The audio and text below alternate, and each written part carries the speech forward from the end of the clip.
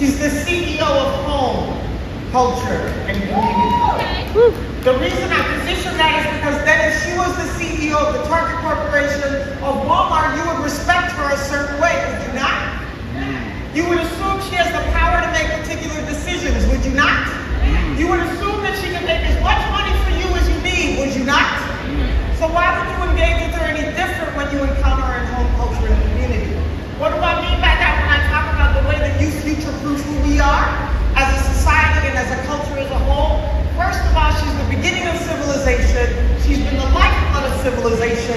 And if she's not around, civilization is at its least. The second piece is, she has the unmitigated gall to believe in a future that other people can't see.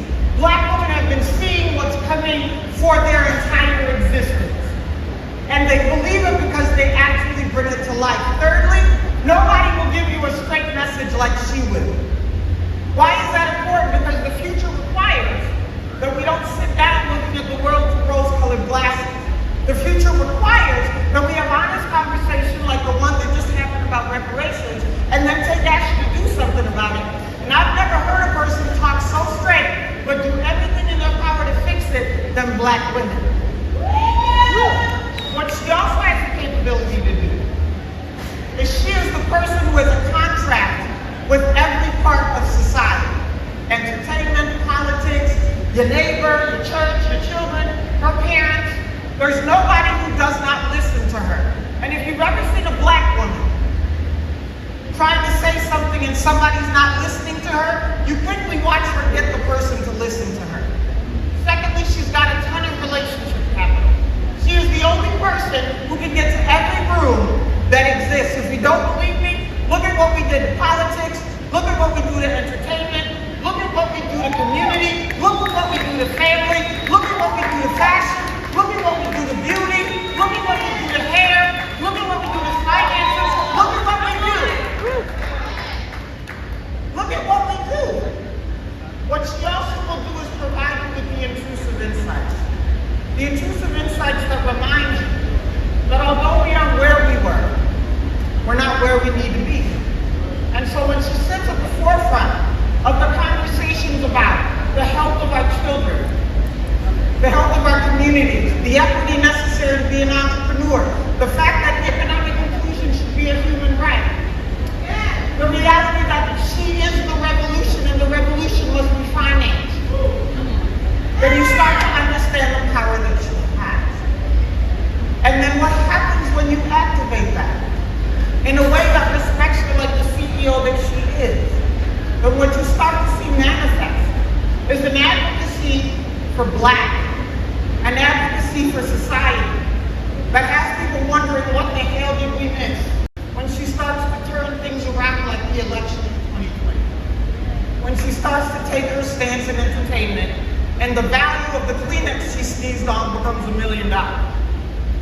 So what I want you guys to be thinking about today, as I represent an organization that wants to serve Black women deeply but from the forefront of their lives, treat them like the CEO that they are, is that when we adjust them to the center of where they belong, with the power that they have, the influence that they drive, the knowledge and the strength, we start to see ourselves not be told what culture is, we start to spotlight and strengthen how we are the culture, but it's given to us with its right financial value.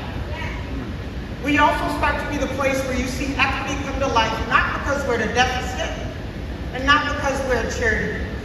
What you start to see come to life is the reality that we have goals on education and wealth, we have goals on what we want our family to look like, but all we need is access to acumen, and we're there. So you start to see us start to get the resources that have been kept behind the door, that if we were given the key, our power would be unleashed. And then the last thing that you see that this particular venue represents is an unapologetic celebration of our accomplishments, small and big. What you start to see is, it matters just as much to me that you feel fly today as it does that Kamala Harris became the VP.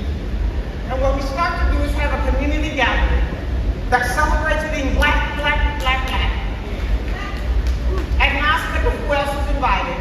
And you can come to our party, but we ain't gonna future and tell you what you need to do. Google it like we have to do all day in your culture. So at the end of the day, the future is bright. If you're uncertain about what the future has, I've got somebody you should talk to. Because if you engage with her, your future will be resolved. The Black woman, CEO of Home Culture and Community, and the key to building a future where we all thrive. Please help me welcome Revolt Dreamer, Perpetual Produkt.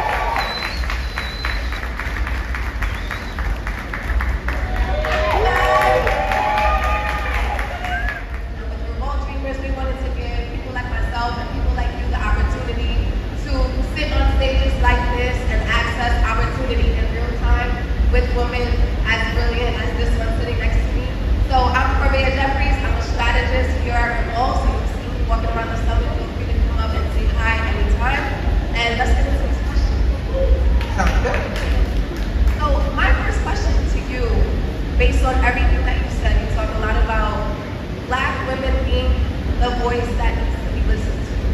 So the CEO of REVOLT, Samuel, says that all the time in every listen to Black women.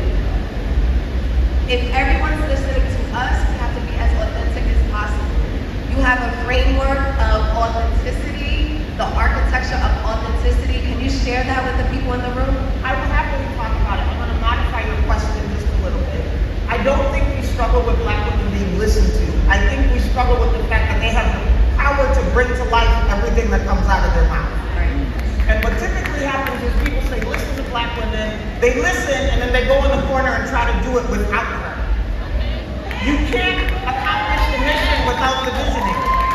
If she told it to you, she's ready to go do it. Absolutely. So the issue we need to adjust is she's more than listened to. She is your gladiator. She's on the front line of battle. If she said it, empower her to go do it. Don't cut her off at the point that she said it and then believe she's incapable of delivering it. That's where you minimize our power. What does that have to do with authenticity? I fundamentally believe that every person on earth was born with a purpose. It's a purpose that an individual can fulfill. Nobody else can fulfill it on their behalf. If you don't find your purpose, the world goes without. Sleep on that tonight.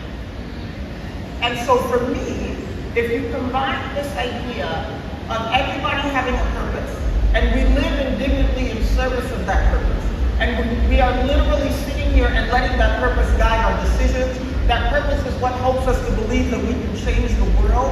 That purpose is what gives us the patience to live to the voice of dissent. Then what you start to see is, if every single Black woman stood strongly in the purpose she was born on this earth to do, we would need nothing from any other group in society. We would also take our rightful place in having the economic, the social, and the cultural leadership and wealth that we have long been pilfered for without being paid. It's a good thing and it's a bad thing, right? So if Black women, if we're thriving in chaos, what does self-care look like for us? When we're running to the problems, when we're solving all the problems, we're going to the fires to put them out, what does taking a step back to take care of ourselves at home look like, and what does that look like for you? Yeah, I think it's a little bit of an unfair designation to say that Black women thrive in chaos. What I would adjust it to say is Black women are master problem solvers. So when you see us calm in the middle of mess, we're assessing.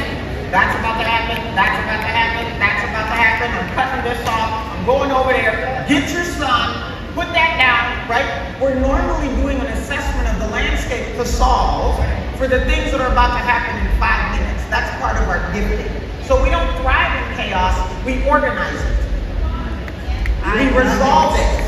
Yes. We're not afraid to go into it because we believe we can fix it. Society's chaos for centuries has been resolved by Black women. Whether they're standing beside, to the left, to the right, or in front of anything, they've always been the resolution. So this isn't about us thriving in chaos, this is about we are master problem solvers. But that also means we're giving energy.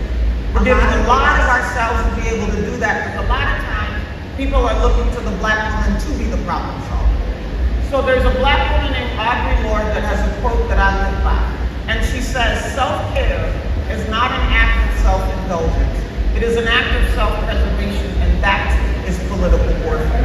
And the reason I give that quote to answer your question is I practice self-compassion, which means I decided today when I've done enough, even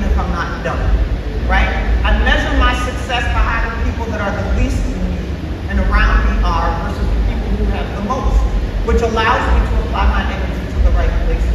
But the other things that I do is I become really selfish about how I manage my boundaries. I become really selfish about who I let be in my space and in my energy. I become really, really selective about where I show up versus where I send a delegate. Why? Because if I overuse my energy to solve problems in chaos, I'm not available to solve the next problem.